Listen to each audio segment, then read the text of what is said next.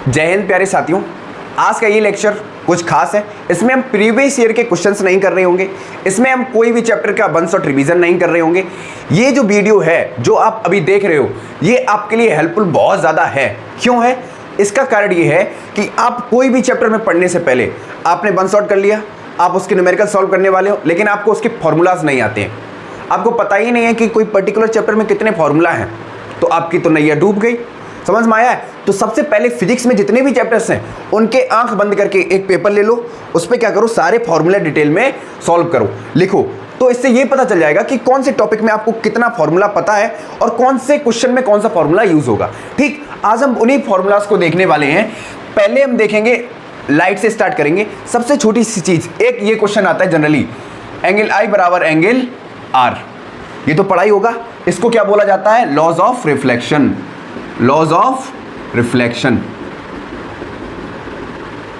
मैंने अपना इंट्रोडक्शन नहीं दिया, सॉरी। मेरा नाम है हिमांशु यादव और आप अभी देख रहे हैं हमारा खूबसूरत सा चैनल मिगी क्लासेस, क्योंकि इसमें हम थोड़े थोड़े जनरल टर्म्स भी समझेंगे कि न्यूमेरिकल कैसे पूछा जाता है और फॉर्मूला कैसे आप यूज करते हैं उसमें। ठीक है, तो प्लीज जरूर पढ़िएगा इसको, कॉपी पेन निकाल लो और साइड से लिखना स्टार्ट करो। पहला फॉर्मूला आई बराबर आर क्या बताता है? Laws of reflection. इसमें सेकेंड फॉर्मूला इसी में आता है मिरर फॉर्मूला। कौन सा आता है? Mirror formula. मिरर फॉर्मूला क्या होता है? 1/f बराबर 1/v प्लस 1/u। इतना तो पता है बच्चों। इसमें तीन केसेस बनते हैं। मैं थोड़ा ये वीडियो डिटेल में जाएगी, थोड़ा प्लीज इसको समझने की कोशिश करते हैं। पहला इसमें केस बनता है जब फोकल लेंथ पूछी जाए। बच्चों पहला कौन सा केस बनता है? जब फोकल लेंथ पूछा जाए। दूसरा बनता है जब ऑब्जेक्ट, ठीक, साइज ऑफ द ऑब्जेक्ट की बात की जाए, ठीक, ऑब्जेक्ट की पोजीशन पूछी जाए।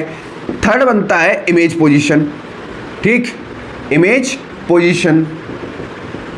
पहला बोल दो इसमें ऑब्जेक्ट पोजीशन, मतलब कंफ्यूज मत हो ना, u और ये क्या है v और ये क्या है f। इन तीनों के लिए हम यूज करते हैं। अगर हमको इसी में ये निकालना है, अगर हमको 1/v निकालना है तो 1/b बराबर क्या हो जाएगा? 1/f minus 1/u।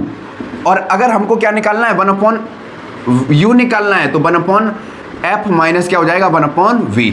समझ में आ गया? ये तीन टर्म थे, किसके थे? मिरर फॉर्मूला के। इसी के बाद थर्ड वाला इसी में आता है मैग्निफिकेशन। क्या आता है बच्चों? मैग्निफिकेशन। मैग्निफिकेशन मिरर के केसेस में होता है m बराबर -b/u, ठीक, m बराबर -b/u और h डैश अपॉन h, मतलब image size upon object size upon height of the image to the height of the object. ये क्वेश्चन अभी मैंने प्रीवियस वीडियो में कराया है, लिंक डिस्क्रिप्शन में है, आप वहां से वो वाली वीडियो देख लो, आपको पता चल जाएगा कि क्वेश्चन पूछा कैसे जाता है और उसको फॉर्मूला यूज कैसे करते हैं। उसमें आपका रिवीजन भी हो जाएगा और उसमें ये फॉर्मूला बहुत ज्यादा यूज हुआ है। ठीक, इसमें क्या होगा, पहले आपको मिरर फॉर्मूला पूछेगा, आपको v निकालने के लिए, b या u कुछ भी पूछ सकता है निकालने के लिए, v निकालना होगा तो b निकालना होगा, तो फिर बाद में b निकल आएगा जब मिरर फॉर्मूला से, ठीक, तो फिर वहां पे मैग्निफिकेशन के फॉर्मूले में पुट कर देना है -b/u बराबर hi/h डैश। क्यों? क्योंकि इसमें height of the object given हो सकती है या height of the image given हो सकती है। ठीक, अगर हाइट ऑफ द इमेज पूछी जाए तो फॉर्मूला कैसे लगाओगे? m बराबर -b/u बराबर hi/h।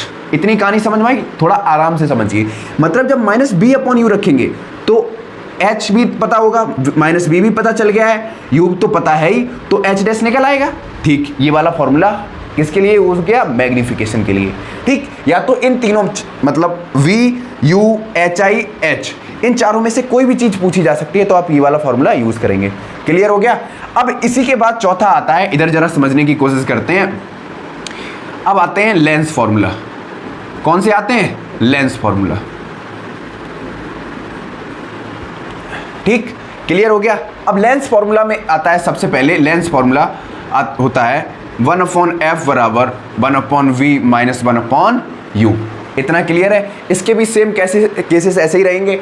अगर b पूछा जाए तो उल्टा हो जाएगा, u पूछा जाए तो भी उल्टा हो जाएगा। अगर इसी में मैग्निफिकेशन की बात करें तो मैग्निफिकेशन इसका क्या हो जाएगा? b/u। समझ में आ गया? और same formula h dash upon ho। Clear हो गया? कितने हो गए? 1 2 3, ये चौथा वाला। अब पांचवा ये रहा। अब छठवां इसी में आता है लॉज ऑफ रिफ्रैक्शन वाला। लॉज ऑफ रिफ्रैक्शन, इसको कैसे भूल जाएं बच्चों? लॉज ऑफ रिफ्रैक्शन वाला इसमें यूज होगा sine I upon sine R बराबर कांस्टेंट, या sine I upon sine R बराबर म्यू बोल सकते हैं, और इसको हम एन भी रिप्रेजेंट करते हैं। समझ में आ गया? ये होता है लॉज ऑफ रिफ्रैक्शन का फॉर्मूला। और इसी के बाद सातवां आता है पावर ऑफ लेंस का। किसका आता है? पावर ऑफ लेंस का। ठीक, अभी सर आप कहोगे सर बेसिक वाले फॉर्मूला नहीं बताए, वो भी हम बताएंगे।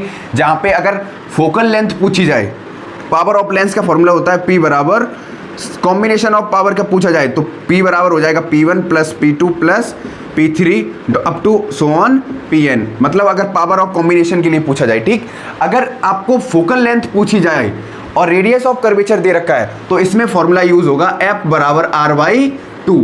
ठीक, अगर रेडियस ऑफ कर्वेचर पूछा जाए तो क्या हो जाएगा? ये उल्टा हो जाएगा, ये इधर चला जाएगा 2, तो ट्वाइस द फोकल लेंथ। समझ में आ गया? ये कुछ जनरल फॉर्मूलाज हैं इस चैप्टर के, लाइट रिफ्लेक्शन एंड रिफ्रैक्शन के, जहां से क्वेश्चन 100% पुटअप होता है। और इन फॉर्मूलाज को अगर आपको नहीं पता है तो आप क्वेश्चन या न्यूमेरिकल सॉल्व नहीं कर पाएंगे। क्लियर हो गया? अगर कोई भी फॉर्मूला छूट जाता है तो प्लीज़ कमेंट बॉक्स में उसको बता दीजिएगा। आपको ये वीडियो कैसी लगी बताना ज़रूर। फिजिक्स में कौन कौन से ऐसे टॉपिक्स हैं जिनमें आपको डर लगता है, या जो अभी आपको कंफ्यूज कर रहे हैं, कमेंट बॉक्स में ज़रूर बताइएगा। मैं कमेंट पढ़ूंगा तो मुझे लगेगा अगर डिटेल वीडियो बनानी है तो मैं ज़रूर बना दूंगा, क्योंकि आपको इस बार एग्जाम फोड़ के आना है। ठीक, जय हिंद, मिलते हैं अगली वीडियो के साथ।